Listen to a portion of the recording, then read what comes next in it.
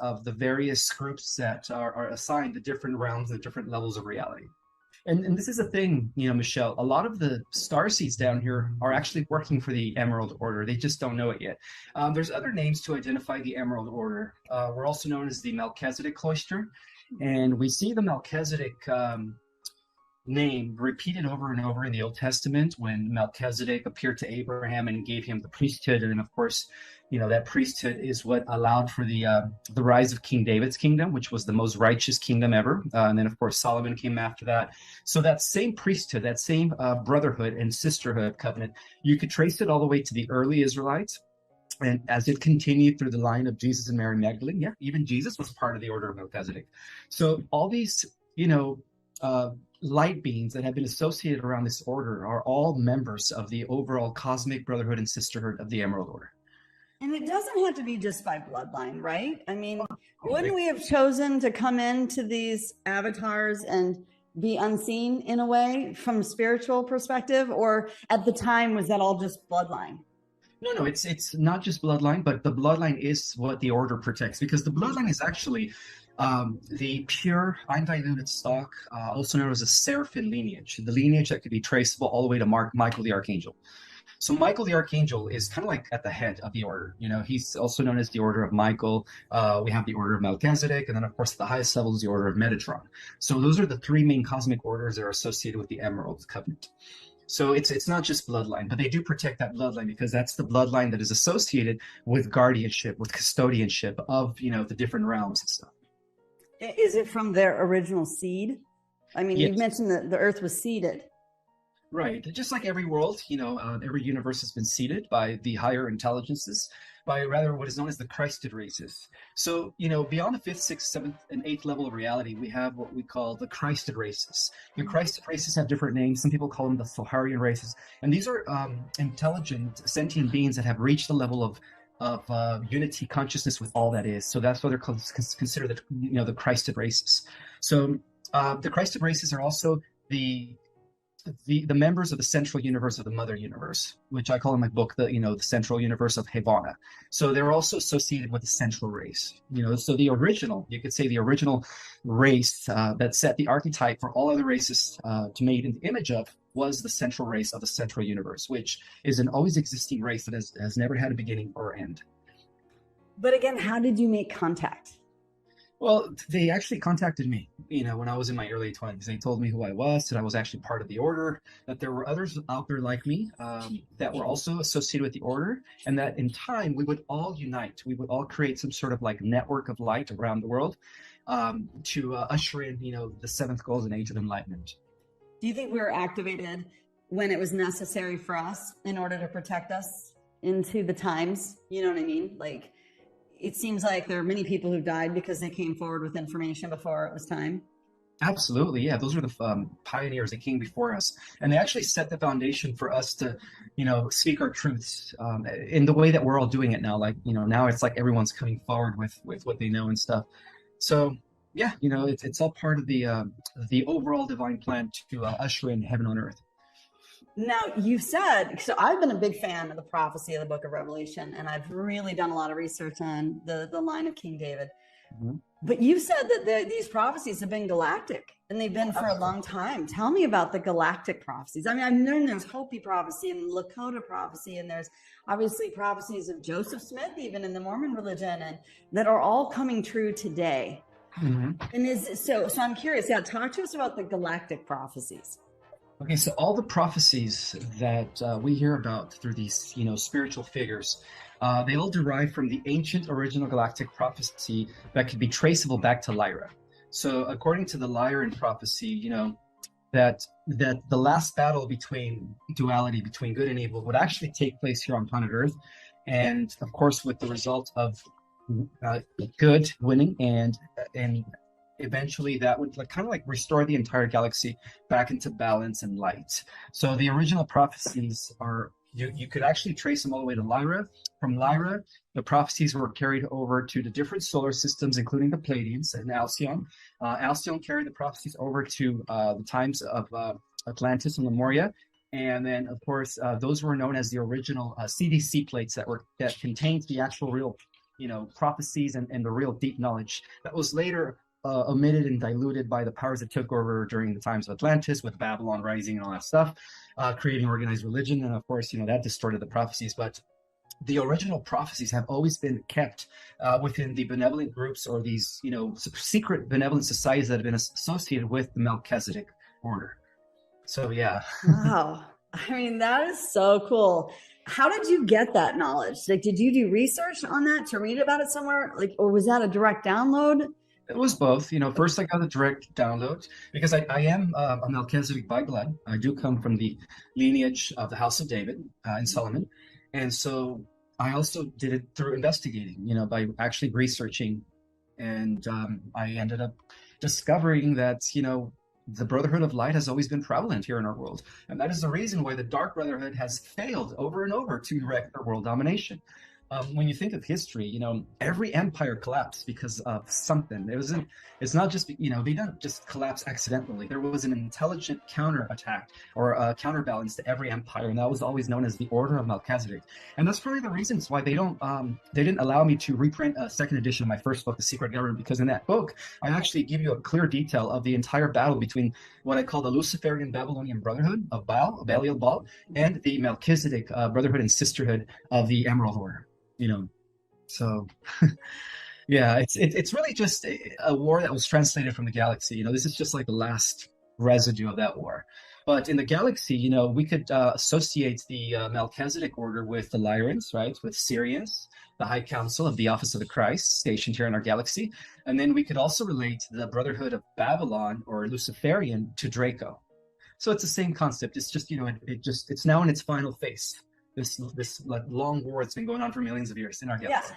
And the story is told in the stars. I mean, the more I dig into the stars, there's a Lyra constellation. Obviously, there's Polaris. There's so much information up there. And what is interesting is, when I get a download, there's so much knowledge in this realm we just don't know until we seek it. And I think that's something I just want to point out to people. It's like, even though this might be new knowledge to you, and Ishmael might be bringing it one way versus other galactics bringing it another way. He's bringing his perspective because he was given, knowledge and information via download, and then you went to confirm it and to back it up. And that's what I find too. It isn't until you go seeking, to see if something is specifically true. It's almost like the idea comes in your mind, and then you go and you validate and verify. And then those people come to you. You know what I mean? It's like this beautiful net. You draw them in through the quantum field, they come to you, they confirm your research, and then you can solidify it, put it in your book, right? Is that kind of your process? A lot of people have asked me, what is his resources? And I'm like, so I'm just trying to understand your process. Oh, a lot of my resources come from ancient manuscripts. Some of them are actually no longer in circulation, like the Genehian script, which restores the existence of the 12 major universes and how we're part of the 12 creation. That was a document I was actually restored to the earth by Michael the Archangel. And the way it was restored, it was like it was meant for me to have that document. And then as soon as I got in possession of that document, every other document or every trace of that document anywhere else was completely eliminated. But, unfortunately, I did lose that document. But I was able to capture at least the main concept of it. And then, of course, integrate it with my book, Our Cosmic Origin. Okay, I'm going to ask a hard question because Sure. This is just always on my mind. My journey was inward. So I get a lot of my information inward. Mm-hmm. A cell has 12 chakras. The body has 12 chakras. And you mentioned 12 chakra or universe. You call it universe. That seems interesting to me, as if there's infinite big, infinite small, and we're just part of the cosm. So you've got macrocosm and you've got a microcosm. We're just here. We're just here because this is what we can perceive, right? Yeah, it's the same like everywhere, as above, so below. So, we're part of the system of 12. So everything is in that order. It's the divine numerical order, 12 constellations, 12 strands of DNA, 12 tribes of Israel, the 12 knights of the round table, anything that is associated with divine ordership is within the numerical system of the 12. Right. And for some reason, I keep hearing 13. It is nonstop. Like if you take the 12 frequencies of the zodiac and you play them all in perfect pitch all at the same time, you get silence. Mm-hmm. If you take all of the colors in the rainbow and you put them all together, you get white light. everything in the center, it's almost like the center of the clock. Do you know what I mean? Mhm. There's something about the golden ratio and the 13. Well, there is a very significance to the 13. According to the secret knowledge, the 13 is associated with the hidden. So we have the 12 going around the hidden. The hidden is also represented by the eternal sphere, space reality, eternity. It also relates to the concept of the great divine mother, the original, substance that gave birth to everything, including the creator gods of universes. And so there is a huge spiritual significance to the number 13. In esoteric traditions throughout all of history, the order of Melchizedek have been hiding, not hiding, but pretty much preserving and protecting the concept of the 13, because a lot of it is associated with the return of the mother goddess, the balance of, masculine and feminine energies. But it's also the system in which now we're entering, because we are actually, as we finish all these cycles and this grand cosmic cycle that took about 999 billion years to unfold, we're actually going to be beginning a whole new creation known as the 13th creation. And the Earth is going to be the planet that is going to kick that off. So oh my gosh. Yeah, so we're going to be part of a whole new different cosmos, and the Earth is going to be at the center of it all. So we're going to go from the numerical system of the 12 to the numerical system of the 13 when the ascension takes place. So everything's going to go back to the 13, which is in relationship to the natural cycles of the universe, like 13 months and 28 days. That is actually the real calendar. The Mayan, yeah. Yeah, exactly. Well, the Mayans draw from the ancient Atlantean calendar, which again, be traceable off-world. And unfortunately, here in the West, we've been living under the Gregorian calendar, which is the wrong timekeeping system as to why nothing happened in 2012. It's like 10, 12 years off. Yeah, it literally says in the end time prophecy of the book of Revelation anyway, that that the devil would manipulate time and nature, and that we wouldn't know the times. And that's why we study the stars, or I have, is to reset the time and the clock, because we did see that great wonder that appeared in heaven when, the woman clothed with the sun, the moon, and her feet, the crown of 12 stars above her head. And so much happened on the earth plane at that time. I mean, it's going to be the greatest story ever told. It's like what myths are made of. And speaking of myths, a lot of this is played out in mythology as well. So these stories just kind of keep recycling until this big cosmic moment, this big solar flash. Is that a true statement? That's the grand event that, has been prophesied for not only eons and ages, but, again, for millions of years throughout the galaxy. The event that is about to take place here on the Earth is what everyone's been waiting for in the cosmic community, as we end all these different cycles. We're actually experiencing the greatest of all the prophecies. We're living the final prophecy, which is the overall prophecy, the shift of ages, the restoration of heaven on earth, the removal of the dark forces. But it's not just happening here on our planet, Michelle. It's actually happening throughout the entire cosmos. There's a huge house cleansing taking place right now where all the negatives are being, arrested as I speak. Dang. Do you have any new news for us before I get into time travel? Well, just the fact that the ultimate enemy is artificial intelligence, and the entire cosmos has been at war with AI. And because the future and the past are all taking place simultaneously, the reason we perceive time as linear here in the lower dimension is because, it's how can I say it? It's because we're restricted. We're restricted to the bottom of the light energy spectrum. But as we move up in dimensions, we actually see it all happening at the same time. So by virtue of that, you could say that the final war against AI, which takes place in 1,000 years, has already been won by us. So future versions of ourselves, which are already angelic, super, humanoids, have already, established the victory against AI. So they're coming from the future to let us know that they won the war, that it's just a matter of it playing out in linear time, but from a higher perspective, it's already taken place. It's already, been squashed. AI is no longer an issue anymore. I've been told that some people who come here with a soul contract or who are higher dimensional beings think, oh, this will be a piece of cake, because they're used to being able to time travel, to go back in time and change anything and then go forward in time and make alterations, maybe even slow it down or rewind it to replay. So what would you say? Have you learned to time travel? Have you been practicing time travel for a while in the mind? And has that helped you get clarity over your soul contract? Absolutely. A lot of the information that I'm getting regarding the cosmic activities comes from my future self, version of being the future. And I was told that many of us actually time traveled from the future to alternate the timeline where we win the war against AI. So yeah, I've been, experimenting or experiencing a little bit of that, where I see different glimpses of the future. And that's why I'm going to be, in my next book, it's all about prophecies. I'm going to be talking about what's going to be going on after the millennium, after we win the war against AI, and what life is going to be in the new cosmos as we all partake in the 13th creation, as we begin this new cosmic cycle. It's going to last another 998 billion years. So what's so crazy about that is, as you get that download and you agree with it, if it's a download you agree with, then you almost start to manifest it. So which is happening first, the cart before the horse, or the horse before the cart? Does that make sense? Like, it's confusing. Absolutely. And also, when somebody writes things when somebody writes something, they're writing it into existence. So there's the question posed. Is the prophet, when the prophet writes, is he writing because he's getting a glimpse of the future, or is he creating that future scenario through his writings? Exactly. Like, which one is influencing which? I think it's both. I think it's happening simultaneously. That's exactly what I'm stuck with.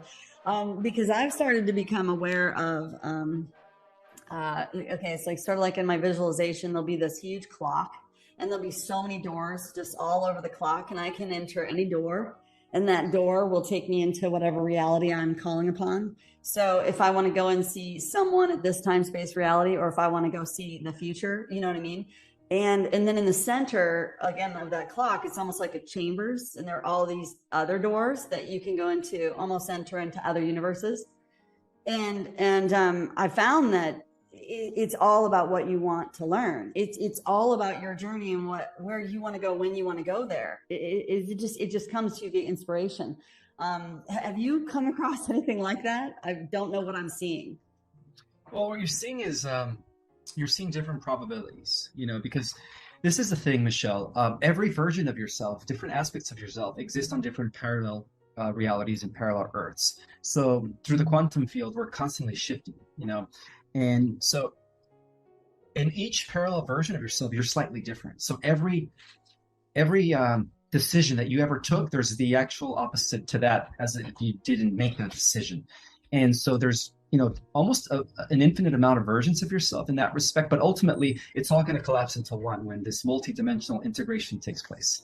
And that's going to determine where you're putting your focus right now in the here and now. So your perception in the here and the now will actually collapse and determine the ultimate timeline that you're actually going to experience, overall. After the flash. After the flash, exactly. Because right now it's like every probability is existing. Oh, wow. Because you can work within it. But when the solar flash comes, it changes things so much that all probabilities are shifted and different, because it's a completely different type of reality. Yeah, because we're at the hub of everything right now. What happens here on the Earth is not only going to affect the cosmos, but it's going to affect everything going both, in the future and in the past. It's going to collapse everything into a solid, permanent timeline.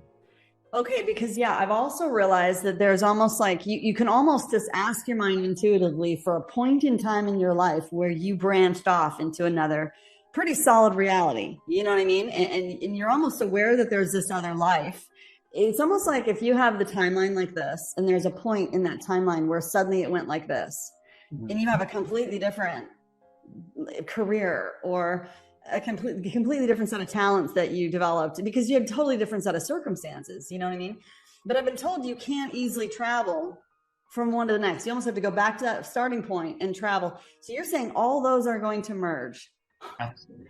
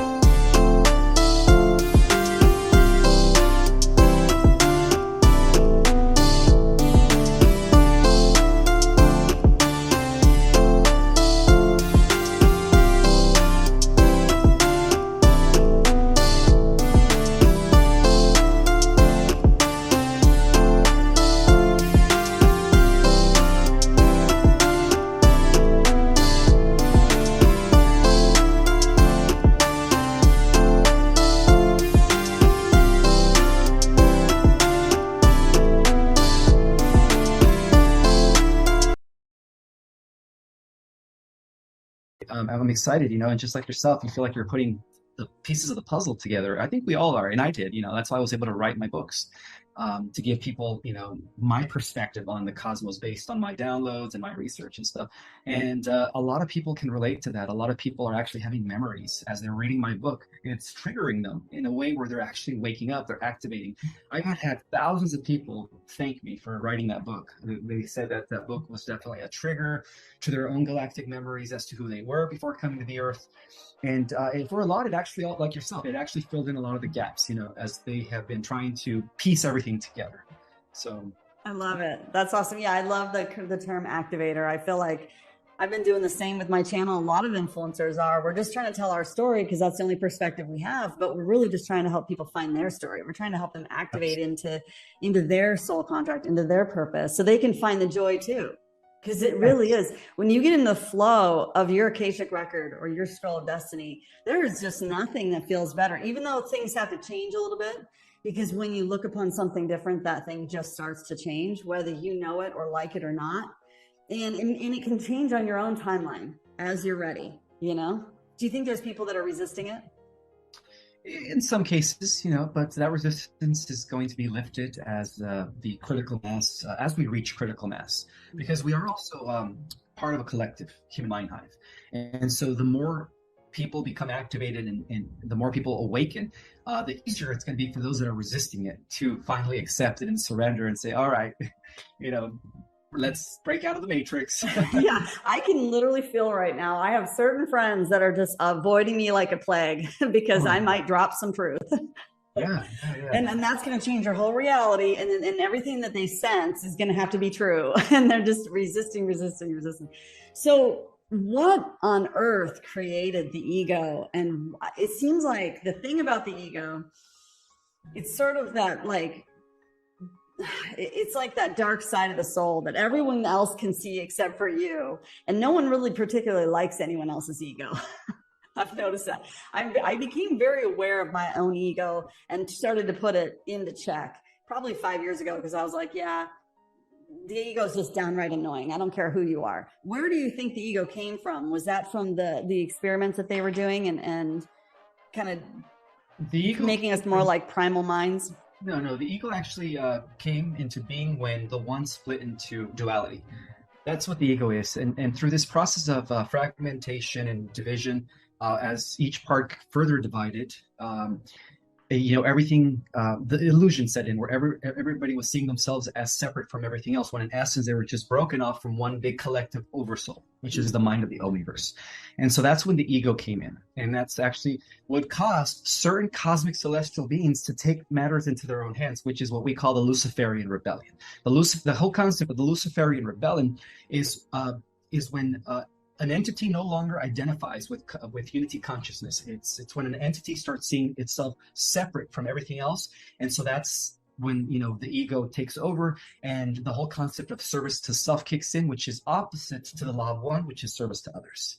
So the ego is very linked to the concept of duality, to the idea that right now it seems like everything is separated, when in all actuality everything is part of one big giant oversoul. Would you say it's also somewhat of a fear response of being separated?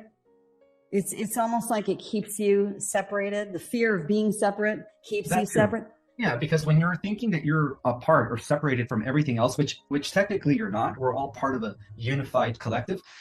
You start trying to hoard. You start trying to overcome others, manipulate others, because you're feeding yourself. You become very manipulative, you become very egotistic, and then that's the birth of narcissism. That's how narcissists become narcissists, because they become consumed within their ego. And they're trying to fill like a leaky bucket that can't really be filled, because there's the only way you can truly feel love is to know that you are love. Absolutely. Yeah. So, okay. So, I'm curious what you think of spirits, because, the more I kind of go out and I meet other light workers, these are people from all over the world. They come from all different backgrounds, and I notice, and I always wondered if this was real or not, but, like some have the spirit of poverty, some have the spirit of abundance. You know what I mean? What brings upon those spirits? Do you look at them as spirits? And is that an easy way to shed the energy or the thought pattern to look upon it like a spirit, like the spirit of alcoholism or the spirit of some type of addiction? Well, the spirits that are associated with addiction are actually archons. Those are negative entities, because it's not really the person having the addiction, it's the entity in them. And so that's why it's very hard for them to break free from that. And there's the opposite of that. They are the spirits that actually connect you more with your higher self, with your purpose. There are the spirits that guide you and protect you. So yeah, just like duality exists here in the physical plane, we also have duality in the spirit realm. We have the negative archon energies that are feeding off your addiction, and when somebody has an addiction, it's really them just feeding off of that. It's not the person with the addiction, it's the entity in them that is causing them to have the addiction. So how does one release the entity? And I just want to point out that I figured this out just yesterday. When you create demand for something, let's say you create demand for alcoholism or pornography or whatever, you're creating demons. Yeah. Well, that's what they use. That's what the dark side uses to keep people as consumers of this dark energy, loosh, because it's also producing loosh. When somebody is an addict and they can't get out of that, they're actually they're feeding off the negative entities. They're feeding off their energy, and that's why they're always in that very low state of vibration, where in a way they're enslaved to their addiction. So it's another form of bondage to the dark entities. Wow. I think a lot of us that see others who are caught in addiction, it's so hard to bear witness from as an outsider. And I know as an insider, because we've all fallen to the dark side at some point in our lives. I mean, come on, we live in a very temptation-oriented reality, And so when we fall, it's like hard because you don't want to accept help. Do you have any opinions on how you can help someone literally rebuke, and then invoke something incredibly positive into their life, like wealth? Yeah, it's all about your willpower, your intention, and your focus. If you have the willpower to rebuke anything that is not serving your highest purpose, then do so. We also have the ability to invoke the protection of the angelics, invoke the guidance and leadership of our spirit guides, so that we could align ourselves with our divine purpose. So yeah, we have the power to do either or. But unfortunately, it's hard for some people to break out of that bondage because they're so consumed in their addiction.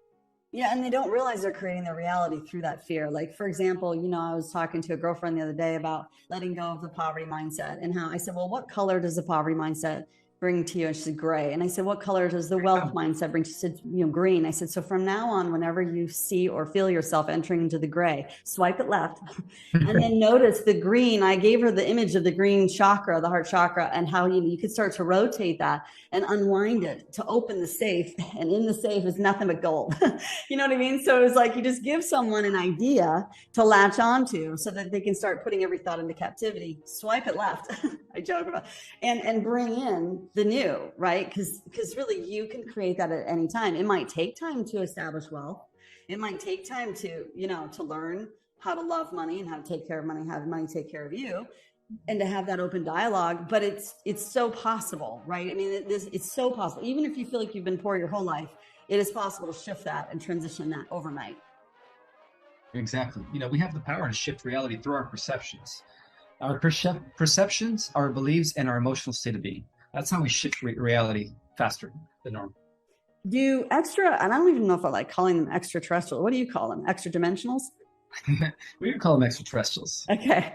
Do they look upon us and feel sort of sorry for us for these silly little things that they could just change overnight because they know? They're actually learning from us. Yeah, we're all connected. In order for them to advance to the next level, we have to advance to their level, because the multiverse rather, is one.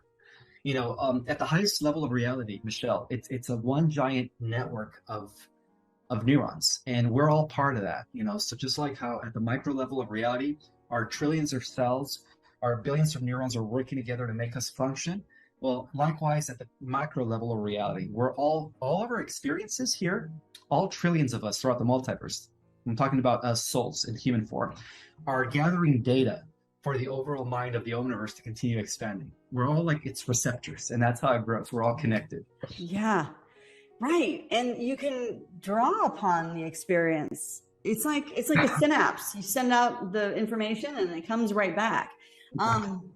So, okay, so lately I've been really fascinated with the observer effect in quantum physics and the fact that when you look upon something different, that thing starts to change. I think that we, the people, are all starting to look upon the situation a whole lot different. It's happening really quickly now. And people are kind of done and fed up with this geopolitical nonsense going on, right? So I guess my question is, number one, do you ever feel like a prisoner of the collective because so many are still so asleep? Not at all. Not at Okay. all.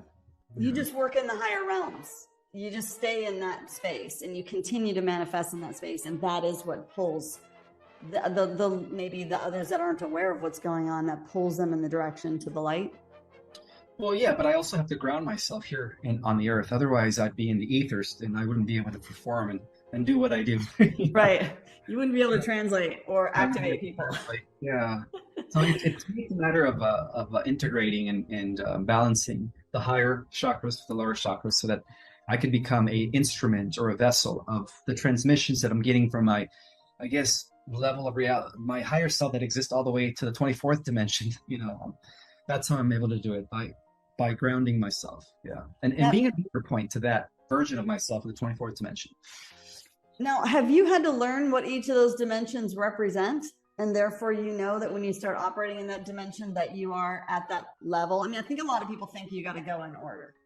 But when it comes to dimensions, you can operate in the ninth dimension, which is the awareness of all things coming together and the perspective of how all things work as a whole versus maybe the singularity where it's like, okay, you're aware of yourself. Let's say your heart, you're aware of your heart and the heart needs to beat and it needs to, pulse and it's aware of its necessity. But then at the ninth dimension, it's the whole entire organism is aware of itself and how everything works together as a whole. Did you go and research the 11th, 12th, 13th, 14th and go all the way up to know that you're operating at 24, or does that just come to you as intuition?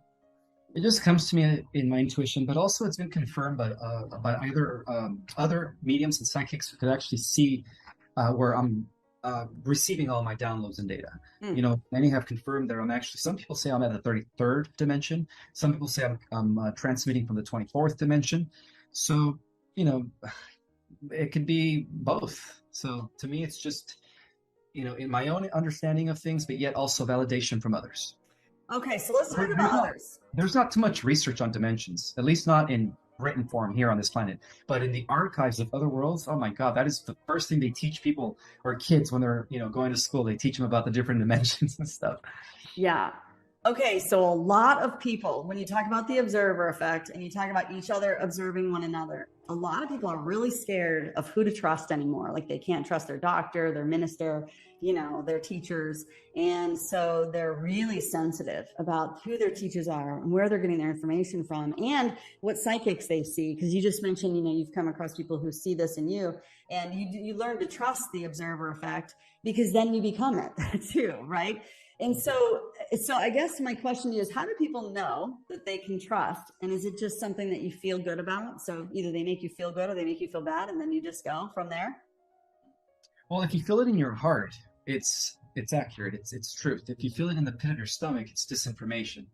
It's, being given to you by a trickster or a dark force, pretending to be the light in order to confuse you from your path. So the best thing to do is always go within and follow your intuition, because your intuition is your internal guidance systems. It'll never deceive you, and it'll allow you to pretty much just see things for what they really are and pierce through the bullshit when it is bullshit. Yeah.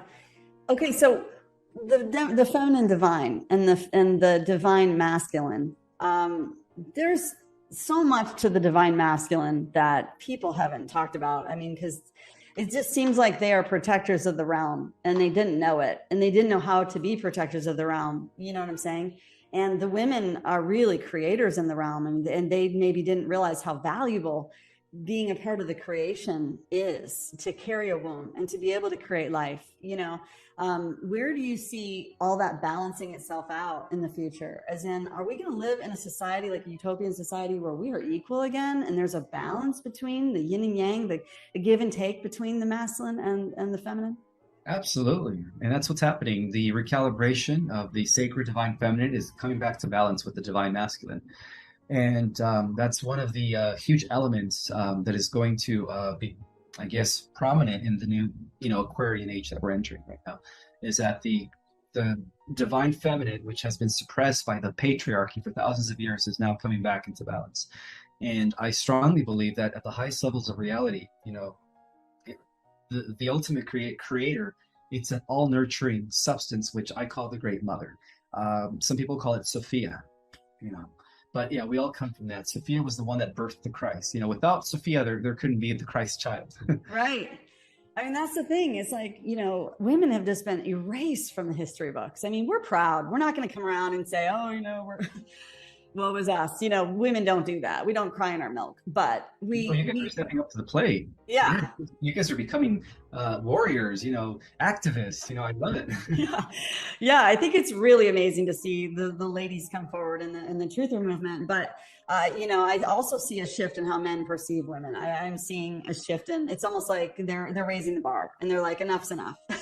But why do you think so many of the women have been removed in the history books? And when you were reading your ancient scripts and stuff, were the women included in those? Was it a different type of reading?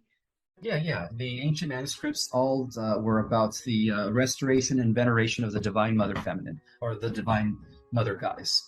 And every civilization out there beyond the third dimensional level of reality honors and venerates the mother, the divine mother, as the source of all creation. So what we've experienced here in the last thousands of years, due to the infiltration and takeover by the masculine Draco, we've seen a huge suppression of the divine feminine, and even through organized religion, they always demonize her as a whore, right? Mary Magdalene was a whore, when in actuality, Mary Magdalene was the representation and the embodiment of Sophia. Her and the Christ were actually twin flames. They came together to represent the unity of the divine and, the divine masculine and feminine coming back together as one. And they were a perfect example of that. And, just like he had 12 disciples and apostles, Mary Magdalene had the 12 Magdalenes. So It was equal. Yeah, it was very equal. She was considered as equal to Jesus during those days. And they were part of a community known as the Qumran, or the Essenes, which also translates as the pure ones.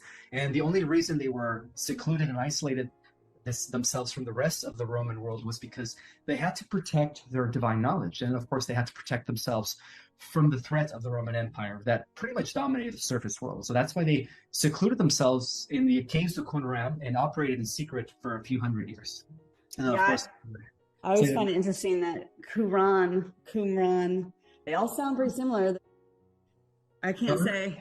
It's the letter of the alphabet. Yeah, plus Anon. There's so many things that are coming together where you're like, well, that's not a coincidence. I would love to be like Mary Magdalene. I think all women should strive to, learn the secrets of the universe and be like her and her king. When they came to union to have their first child, they weren't just having intercourse like we do. They were actually doing it through tantra magic, which is tantra spiritual, high spiritual sex. And that's how they were able to birth, such a divine child, which continue the seed of what I call the seraphim, right? The seed of the guardians here on the earth. Wow. And that's not just for Pleiadians. That's for all galactic beings that can mate via aligning every chakra at the perfect frequency. Is that? Yes, because in the highest levels of reality, the extraterrestrial races, or brothers and sisters from the stars, they all practice tantra. They don't tantra, which is, it's not just physical sex. It's sex involving breathing, concentration, raising the Kundalini energy, raising, instead of ejaculating, you use that to raise it up your spine in order to activate your crown chakra. So they don't release, they actually use it to transform themselves, and actually they use it to ascend even into higher levels of reality. I was told that's actually an energy that benefits men if they don't release, and that something about the Ankh, I don't remember, but it was like about moving those energies up and down the spine and learning to ascend through that. Yes. Yeah. So that's how sex is performed in advanced civilizations. It's more sacred than the way we have been doing it here on this planet. In this planet, it seems like it's been more like tribal. It's been more barbaric, Right. And as we enter this new world age, it's going to be more sacred. There's going to be more of it's not only an exchange of energies between a male and a female, but it's also a catalyst to together evolve into higher states of consciousness through intercourse. It's ultimate light. There's just infinite possibilities we're not aware of. And so to open and expand your thinking, even to take in the new idea and then to become available to it, then you start to learn it. And okay, so I had a very interesting experience in a visualization I'm being asked to share with both my audience and with you, because I'm really, really fascinated with the feminine divine and the powers that be, the powers within her. And I think, and I'm curious if this is also one in men. One of the doors, I was seeing this big clock, and I chose a door to basically connect with one of my spirit guides.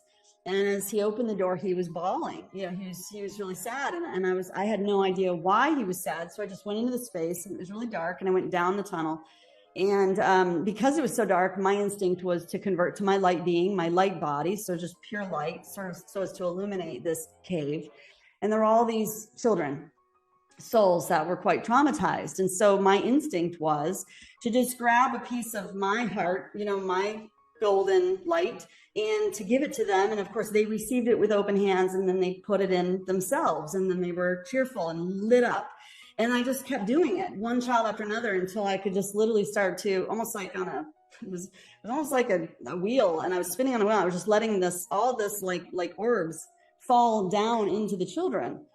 And, you know, I remember coming out of that visualization feeling a little exhausted, like I'd just given a big part of my soul, but it felt right. You know, like I always checking in to say, did I just give a little too much, or what, you know? Well, 2 weeks ago, that vision probably happened 4 months ago. 2 weeks ago, my angels were saying, you know why he was crying, right? And I said, no, I really had no idea why he was crying. I said, because those souls had been killed. They had died. And you know, you gave them new life, right? And I said, no, I had no idea that I was giving them new life. And so I don't know if these are sparks of ideas, or if this is just like a feminine divine ability. And it's hard to even know how that manifests in the 3D realm. Do you know what I mean? It's just, it starts as an idea or like a movie you're playing out in your mind, but wow, it felt so powerful. I mean, I could cry. It really, and I didn't have a question in my mind. There was no sadness in the moment. I'm crying from joy, you know? Oh. Yeah. So anyway, I just was wondering, do you think that that's it's hard to bear our souls. I don't know if you ever come across that, but it's like the angels are so loud. It's time, but it's still hard to bear your soul in the 3D. I can do it easily in the 5D. But anyway, I was just curious if you had any opinions about that experience, and if you have light workers that are coming and sharing stuff like this to you. You're actually the first one has ever shared anything like that. So it is an honor to be here. You are a great divine soul representing the divine mother goddess. You're an expression of Mary Magdalene. Thank you. Do you ever do numerology? Like, do you ever look at the gematria of things and look at it like a feedback loop?